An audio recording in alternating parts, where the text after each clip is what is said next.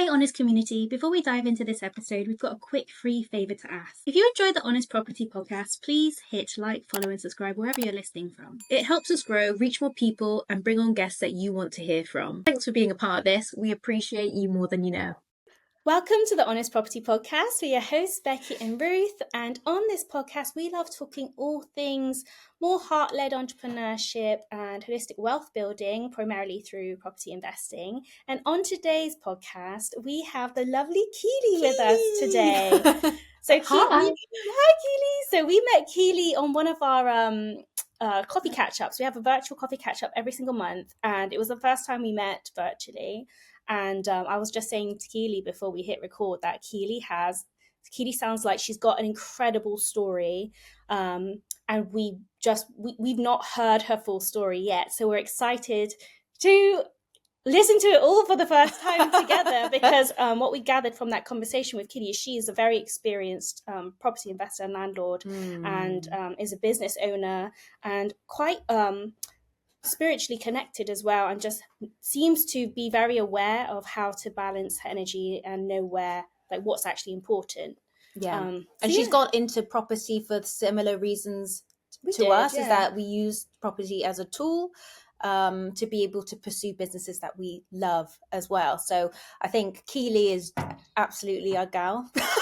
So we'd love to hear how you got started, like where it all began. Start from the very beginning. Oh, how far back? I think I'll start with the property journey, actually. Yeah.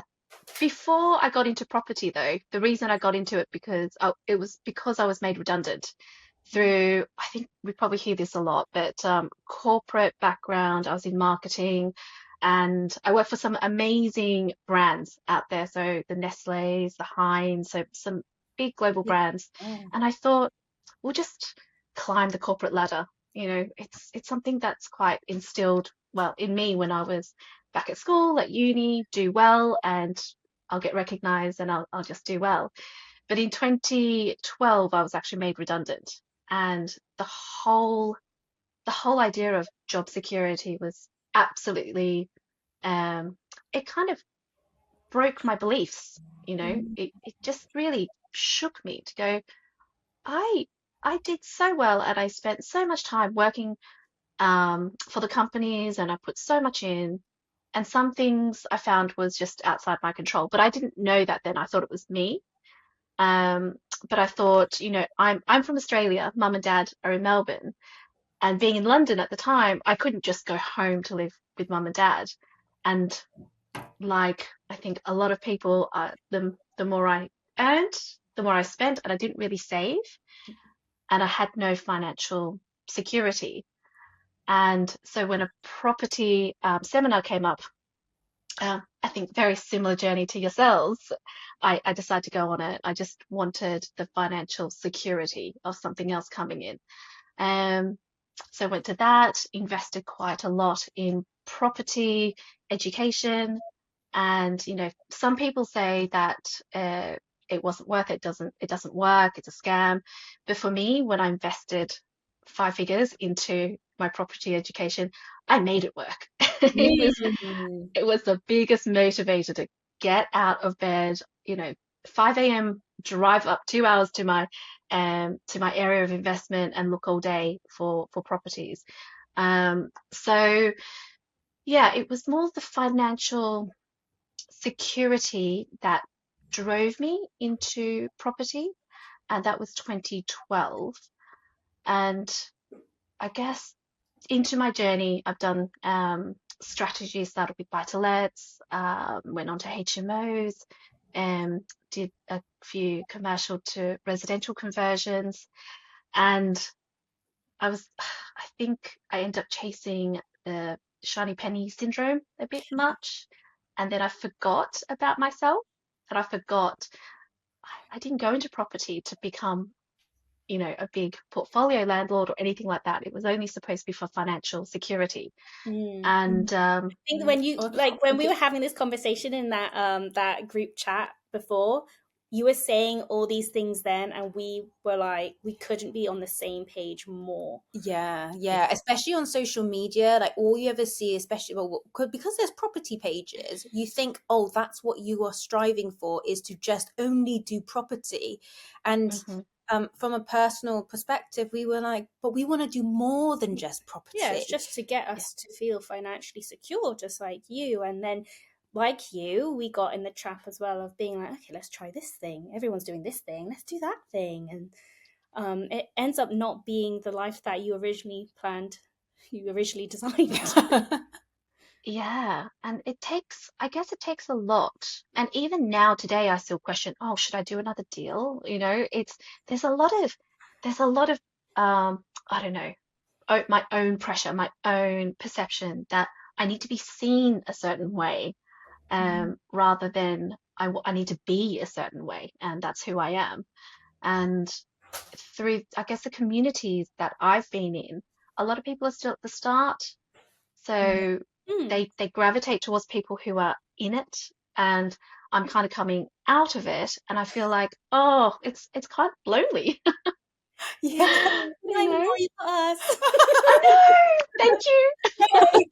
Yeah, that is such a good point, because I'm sure all of us were very much buzzed and energized. And when you're learning something new and obviously put that much money on the table with your education, you want it to all work. So all your energy and focus is like really high into like this new industry, and like the excitement that comes with it, and the potential big number outcomes that can come with it. Like, it's bound to excite you. But yeah, after you've been in it for 10, 12 years or however long it's been, you're just like, I just like this. The original reason of getting into property is to have, like, Ruth and I really like saying soft girl life now, because we don't want to be hustling. Like, we're kind of anti-hustle now. We're over it. Like, we it's did that in our 20s, our 30s. We were like, why are we still being like this? This isn't the goal. The goal was to keep there is a season for being able to work really, really hard, especially if you start something new, but it doesn't have to be ongoing. Did you find that, at least this was for myself, did you find that because you were in that mode for a period of time of like working really hard and hustling hard in your property business, that it was actually kind of difficult to retrain yourself to relax? 100%. Oh my goodness. I think it came from a couple of areas. One, it's who I was hanging around, my community of property investors, and it's all about statistics, and it's all about, showing your keys, there's key shots, and I'm like, oh, it's I'm so guilty. Oh, me too. Me too. These were honest about it. Yes. I also think it comes from my heritage of, my Chinese background of work hard. My parents were such grafters, and I remember, mum meant nothing by it, but I think it was just passed down. That I remember I was visiting home in Melbourne one trip, and I was sleeping in, and mum's like, "Why are you sleeping in? You're being so lazy." And I'm like, "Oh my goodness, that's where I get it from. I can't rest because I have a belief passed down to me that resting is lazy. If I'm not working 10, 12-hour days, I'm lazy."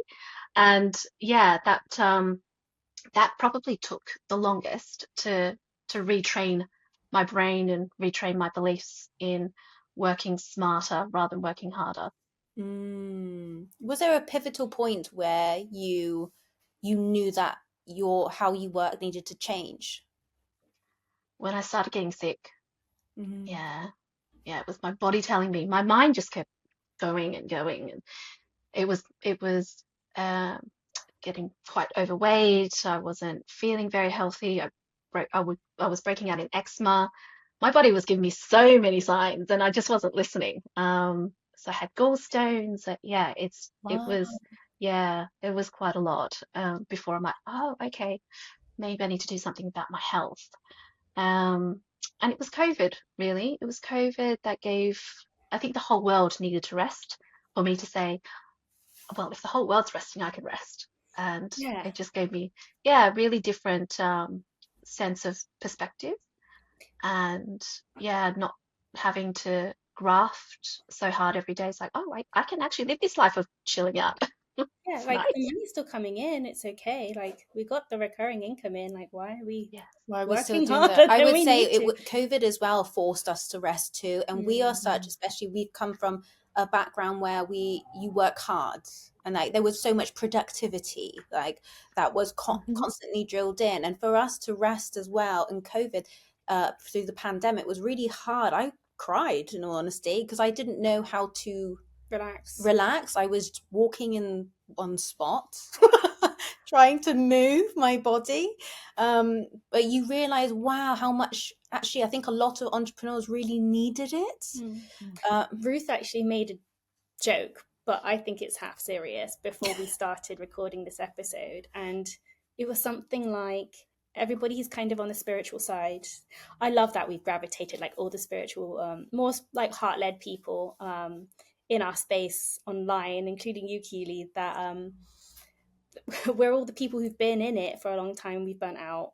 Yeah, So, we like, basically, this is the result. we basically got sick, and now we're going, no, not anymore. It doesn't have to be this way. We're trying to wave not flags worth to people and it. be like, watch out, danger. Don't do it.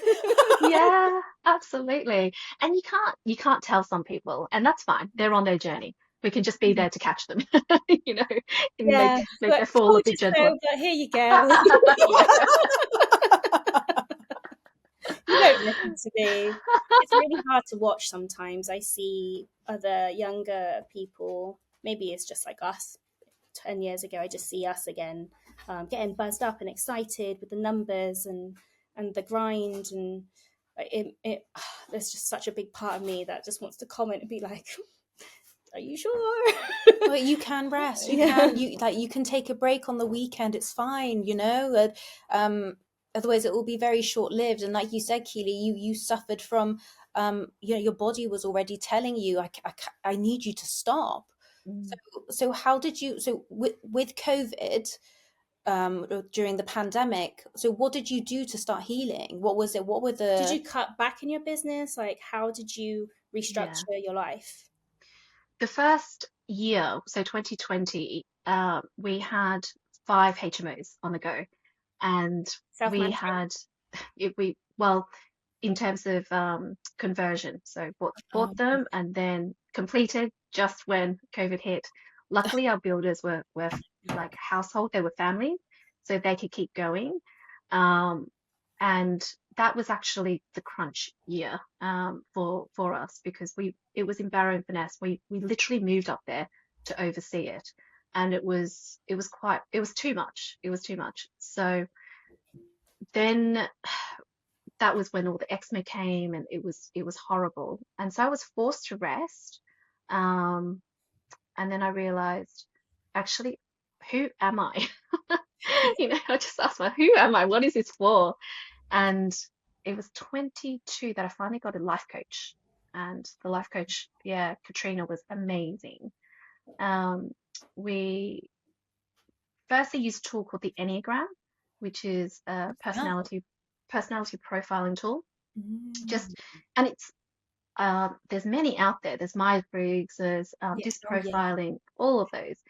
And what I loved about the Enneagram was it didn't just help me understand what I do and how I make decisions, but also the motivation beneath it, like the self-beliefs or the limiting self-beliefs, and why do I behave this way? And when you kind of find out about that, because it's all quite subconscious, when you become aware of it, you can't become unaware of it. So that just took me on a journey to help me understand myself. So that was great on a personal level, but on a professional level, I realized, okay, for me, I needed freedom. I needed something that would give me more freedom. And the more I built in my property portfolio, the less freedom I got. And that's why I felt like I was gravitating, away from it. And I really wanted to be around people where it was a fun environment, where it was more kind of community and connection led.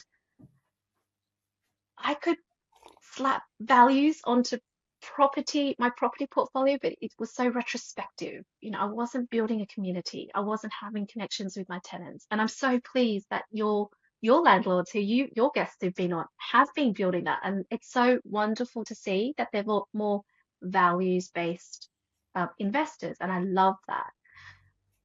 But for my reason, when I entered it wasn't led by that. It was led by, you know, the financial security. And I realized that couldn't be sustainable for me. So through my coaching, I realized one, I'd love to learn coaching skills. So that's what I did myself. I became an Enneagram practitioner as well. And I guess that also led me to realize I want to help people build sustainable businesses, which means that it works around their lifestyle. It works around, it's not 9 to 5, it's whatever suits you, whatever that works around your health, your family, your community. And I mean, to be honest, I want more people in the position that we are so we can just hang out together a bit more.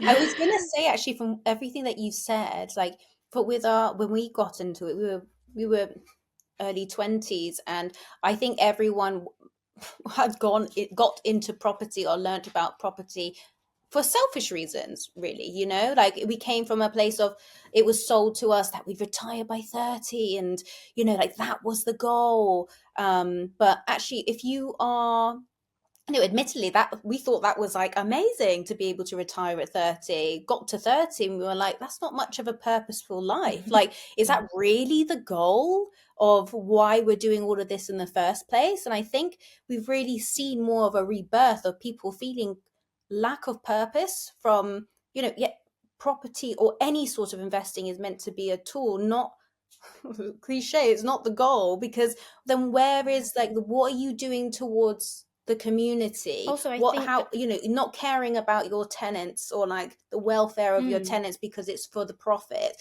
I think there has been a turning point that we've seen, or maybe we've just gravitated those people that want to do better for the community. Also, just to add online, like you've tried several strategies, and so have we, and it's I think between us all it's very clear which strategies actually give you your time back and which ones are just another job.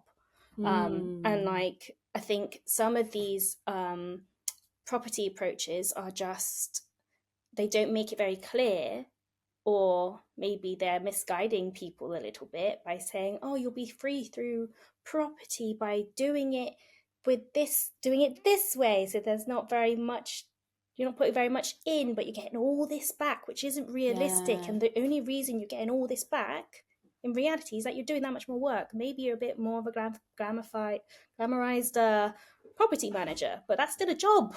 Yeah, still a job. Yeah. I find it really interesting that you've come from a marketing background as well, so you must be able to read so much into how people market. I find that, like, how do you feel like you have that advantage in being able to see right through how people market themselves? Because, you know, as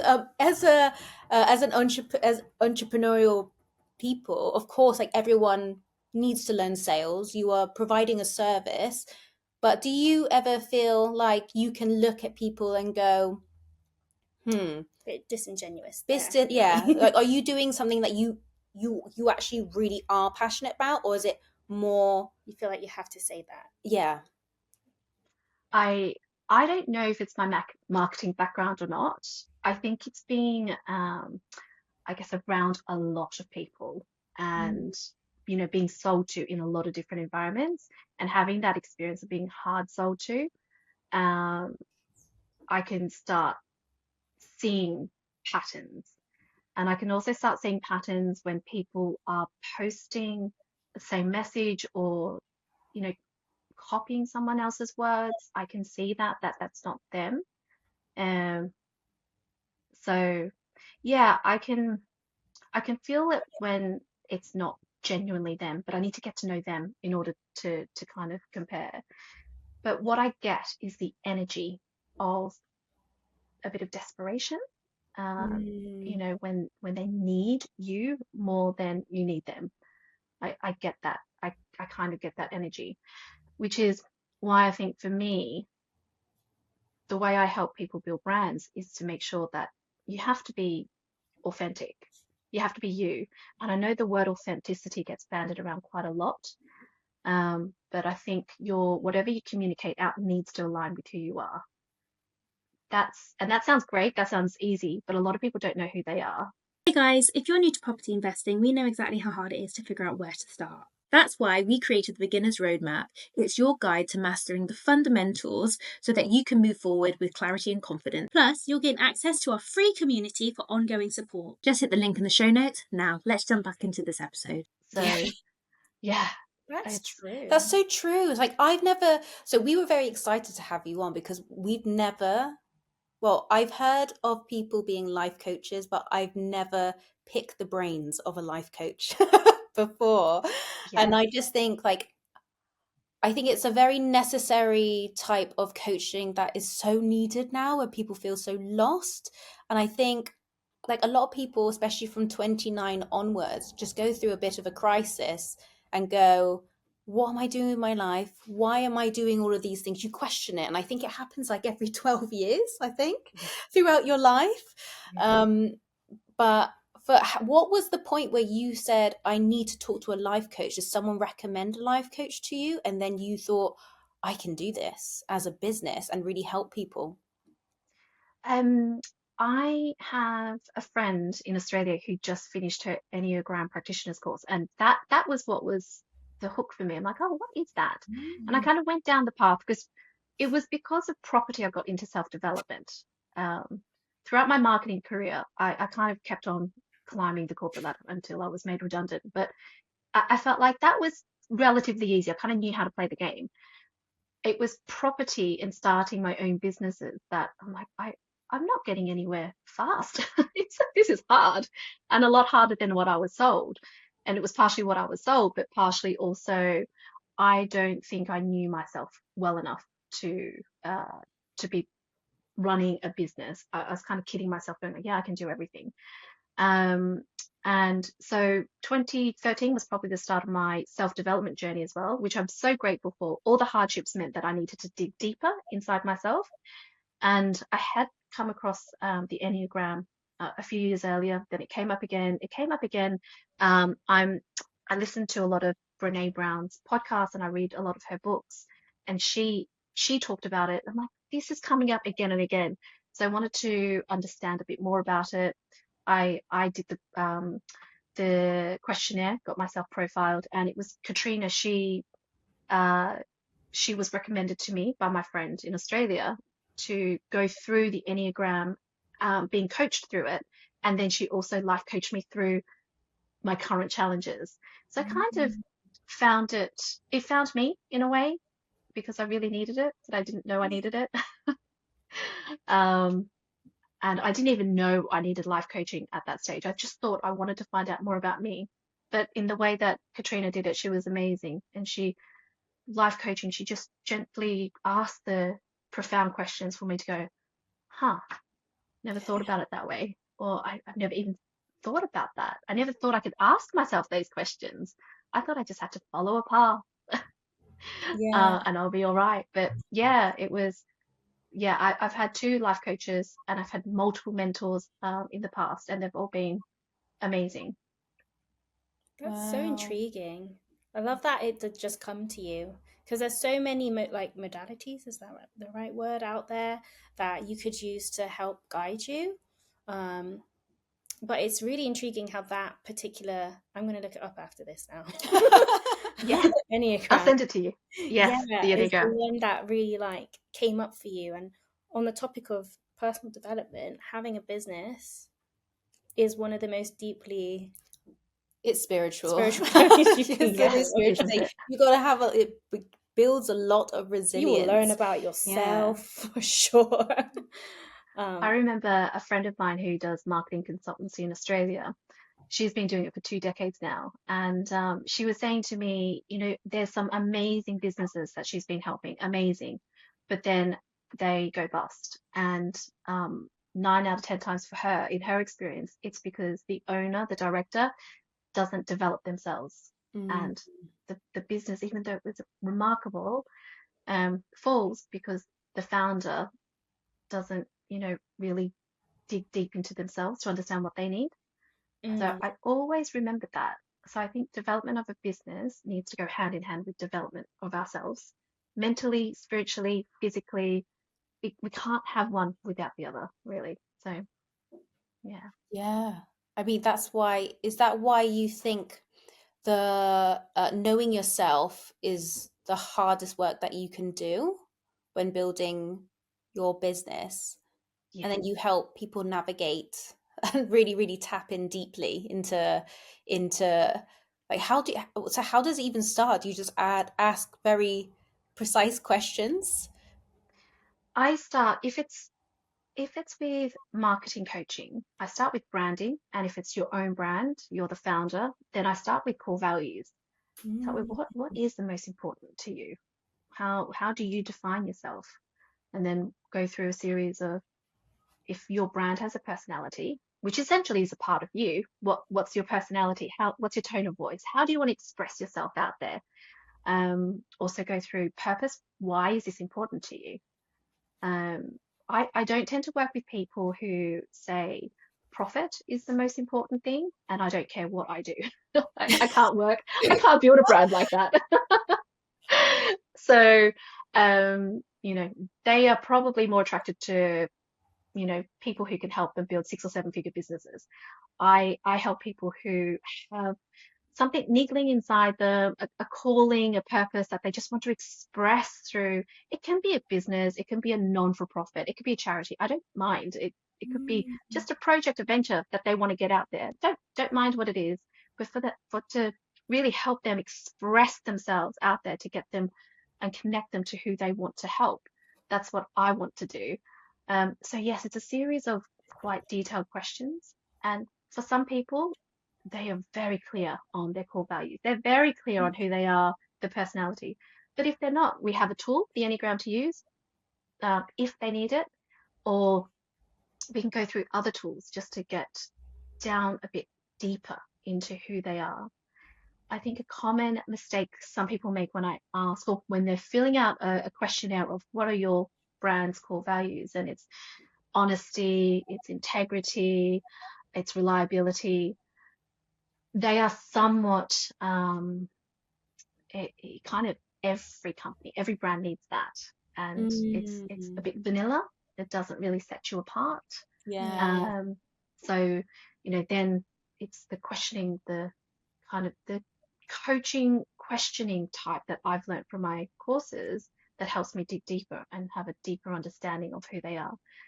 And that, I think a lot of people get very surprised by the way I approach it, because they're like, wow, I never thought I would have to dig deep into myself to build a business, because it feels so, it's like two different entities. But for me, I really believe that if you can express who you are into your business, that will be sustainable. You're not talking with, you're not copying anyone else. You're not pretending to be anyone else. You're just you expressed out into the world. And that, for me, is is the business I'm trying to build. And I know I can do it forever, because I'll evolve, but essentially I'll be me. Yeah, I love that. I think that's the fun thing about business, is that it's supposed to evolve, and you don't need to be exactly the same. You're allowed to progress. You don't have to stay the same in how business was if you started your business 10 years ago. Like, we've completely what's the word? Completely progressed into a completely different into different parts of our business. The first posts we ever put out were very corporate. Like, our pictures are of us actually in the garden with a suit on, pajamas on the bottom. We're supposed to appear this way. We thought that's what you're and it doesn't matter about like. the bottom, so we just take a picture here, and that'll be the thing, the profile thingy on the website.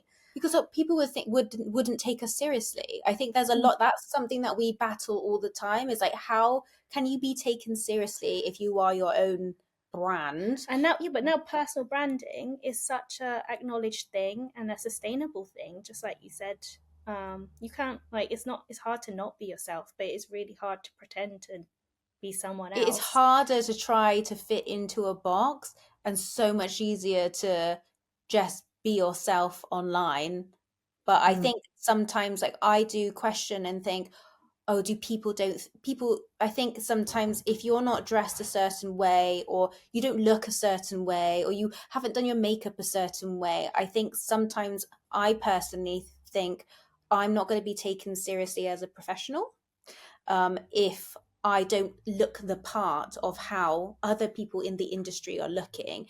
And then sometimes I'm also like, I don't care. Depends on what time of the month. Absolutely. I mean, my property mentor who I've had for ages, I mean, I can't be a 30-something-year-old northern man. I can't be more different from him. And so actually in that journey, it taught me a lot.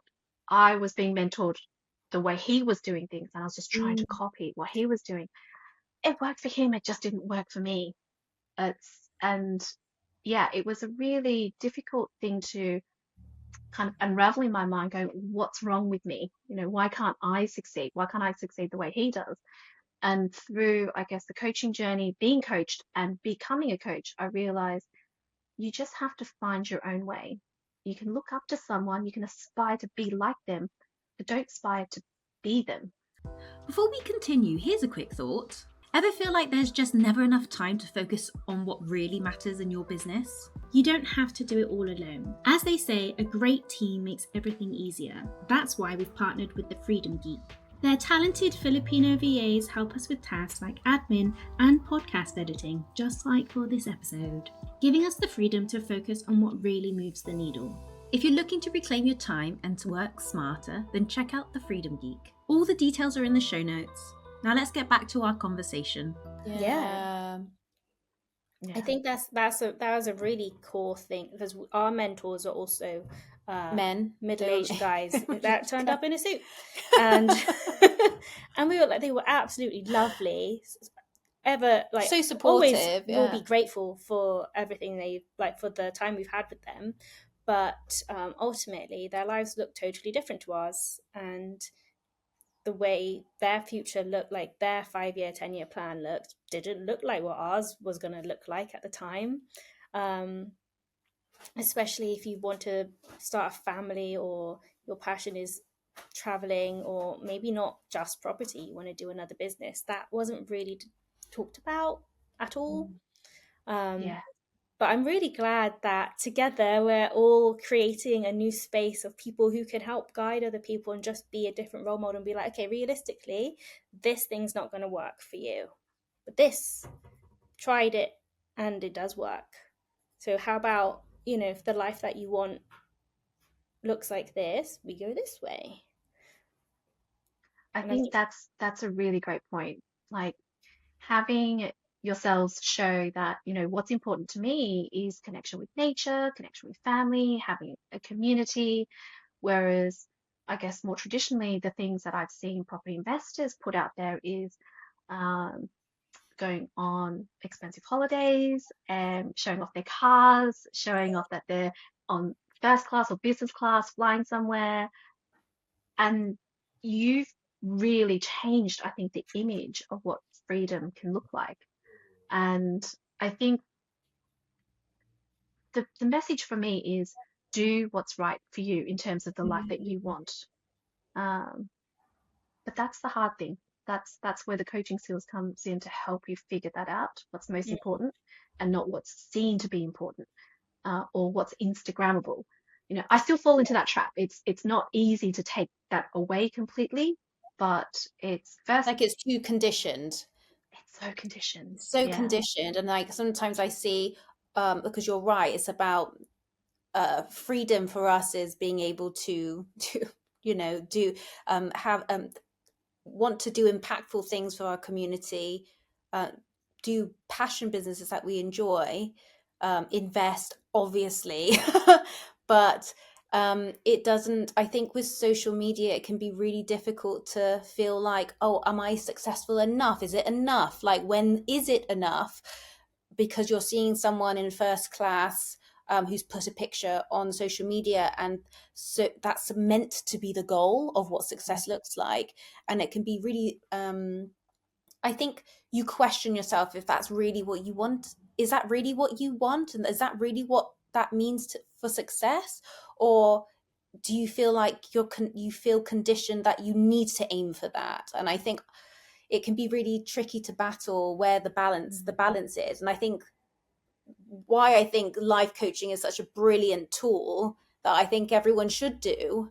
Because my husband personally had a careers coach to be able to switch careers, because he was in marketing as well, and then didn't know what to do. And just having a third person help to guide you, that's not family and friends, that might not really understand, and you find it difficult to open up. Having someone as a third person who's not necessarily a therapist, but like a coach, that like it's really helped him to navigate what it is that he wants from his life, and was able to have a complete career change. And I'm like so proud that he did that. But it takes a lot of guts to go, I think I need to see a coach. It's not necessarily not necessarily a therapist, but knowing that there are other options for people who are like, I don't need the therapist, I just need someone to help guide me in a different direction. I just think is absolutely brilliant. Yeah. I mean, that's a brilliant point, actually, because therapy more looks backwards, and works through maybe trauma or, childhood occurrences that create self-beliefs that no longer serve you. Whereas coaching looks forward and helping you to recognize your goal and help you create a strategy. You create the strategy, but through questions and guidance of, I guess, just helping to get it out of you. Because essentially, as a coach, I don't know what's already in you, but I trust that you know. If I can just help guide that out of you, then that helps you to reach your goals. So it's very future facing, whereas therapy is very backward facing. But yeah, the power in both is incredible. I think it should become more of a common day thing that people use these tools, therapy or coaches, just to help really find who they are and not be, I guess, just zombie-like on the cogs of our environment. No, I agree. I hope that there will be more, like with what you're doing, having more of this available to people. I think women naturally are more what's the word, women are naturally more open-minded to this type of way than men naturally, because it was myself that had to encourage my husband to go and see someone. But I mean, that's generalizing. But do you work with women and men? Yes, yeah, I work with both. What I find is women generally like, or the format of talking through it, they really enjoy that. But the investment in themselves, the worthiness, I find women are a little bit more reluctant to invest in themselves. And I find men don't typically like to talk about things until they need to, until it becomes such a problem that actually I've tried this and this all by myself and I can't do it anymore. I need to get a coach. So the format of talking, I think, is quite I don't know, different for them, and that's quite therapeutic in itself. But they're more willing to invest. They don't have as much, and a massive generalization, but not as much of a, can I spend this money? So, Yeah, that's really interesting. yeah. But we're all worth it. We're all worth it. So. I think it's like justifying your worth. That's something I've also struggled with before, being like, I have to work this hard to be deserving of this money or this outcome, whatever it looks like. So I can totally understand. Completely. And I would also say, from coming from the investing property world as well, you do, and like from a background where you work really, really hard, you can't help but equate your worth to the money that you make. And I feel like we've both gone, I can assume you've probably gone through the same cycle of where we've gone through that to go, is that really how we should be equating our worth? is like by what you make every single month. It's now a lot more about, yes, of course, money is important, and we won't pretend that it's not, because it does give options, but just wanting to create a world of, as people who've gone through burnout and gone through that sort of hustle side of working, to go, actually no, there really is more than there is more than just money, and it is living a life that you really feel excited to wake up and feel like you're doing something that really, that you really believe is a service or a product that you can really give to people that actually help them. Yeah, absolutely. And I wish more people would seek help before the burnout. Yeah. If it, I guess, action takes place when the need is there, and we're more driven by challenges and issues that we face in our life than by goals and aspirations. But hopefully through coaching, we can work through both. We have to. We have to have a goal and an aspiration to work towards and overcome the challenges together. So hopefully also the realization that you don't need to be where you are if you don't want to be, and give people that bit of hope to do it your way. You can create a business, or you can keep working for someone, that's all right, but just know who you are, where your boundaries are as well, and what's valuable for you, to make sure whatever you do is sustainable. So how is this actually reflected in your property business? Because for us, just as an example, that over the last year, we have been tweaking everything and redoing everything to simplify everything. Get rid of the unnecessary, take back, make everything long-term tenancies, basically, and take back control of what was going out of our control.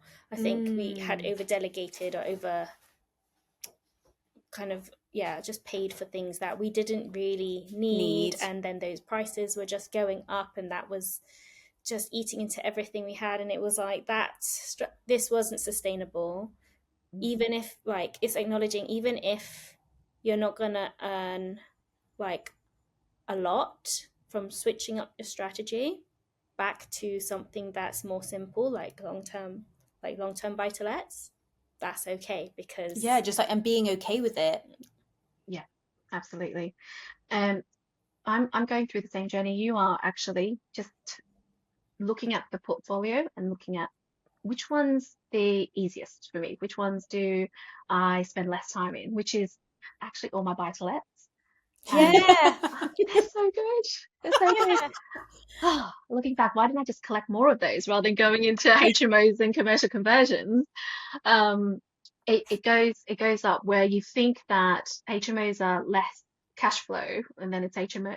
So buy-to-lets, HMOs, commercial conversions. It's so not true. It's for me, buy-to-lets are least work, then it's HMOs, then it's commercial conversions. But the commercial conversions, I haven't seen profit like I do with the buy-to-lets, because they just take time. Yeah. And red tape. If at all. So much red tape. Red tape, the environment changes. So you do the market research, you do all your due diligence in year 1. By year 5, when it completes, it completely changes. So, I think if anyone does want to do that because they love it, make sure you have enough cash flow coming in to support you, which luckily we had. But for us now, it's simplifying the portfolio to allow us to have the time to spend our days how we want.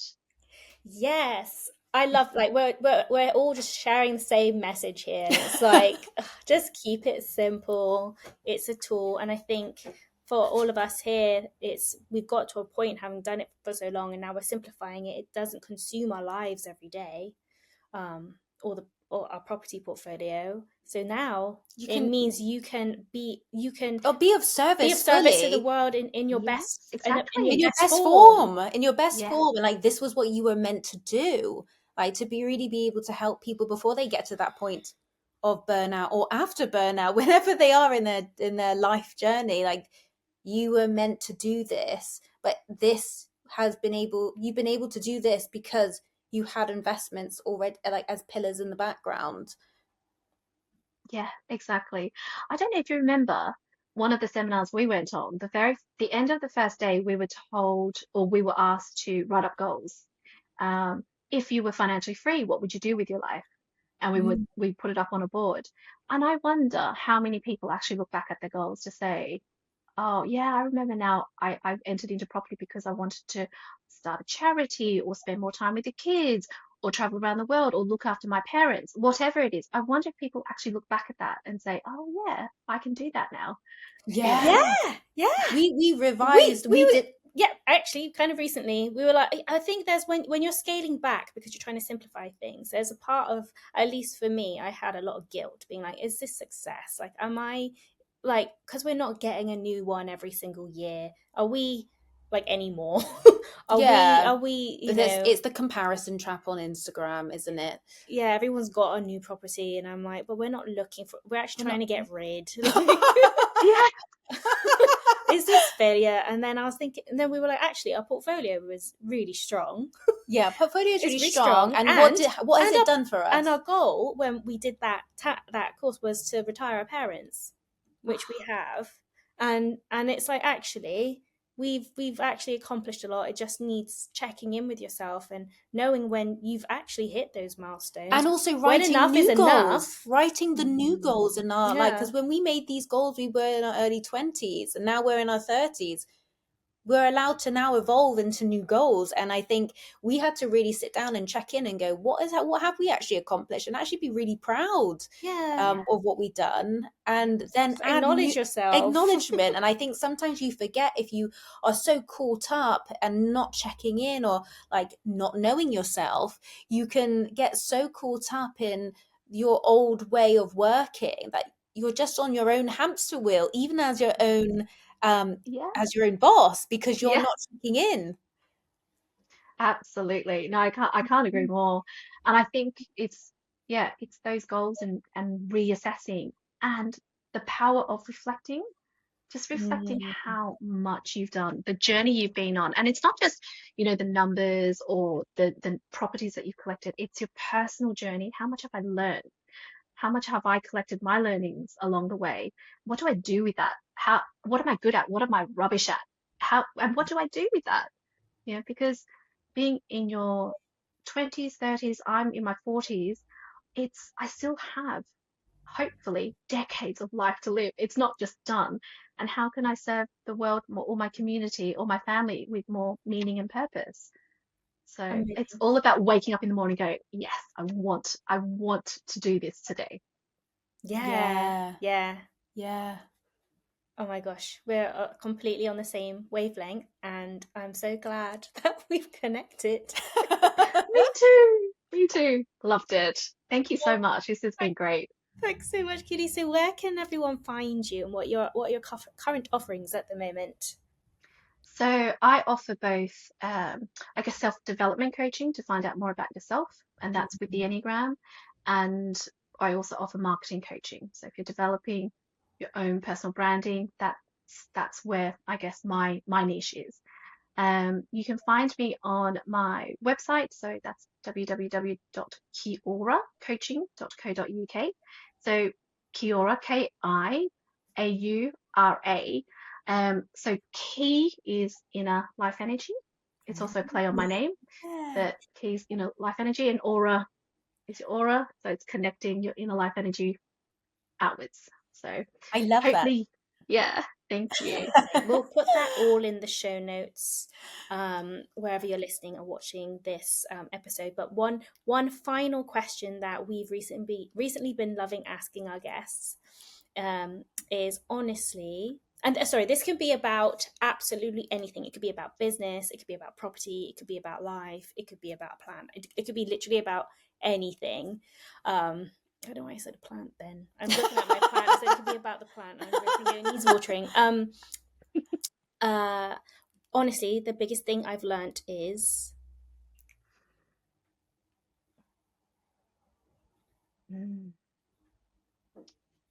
It's a really good question, and it comes back to the biggest thing I've learned is walking my own path.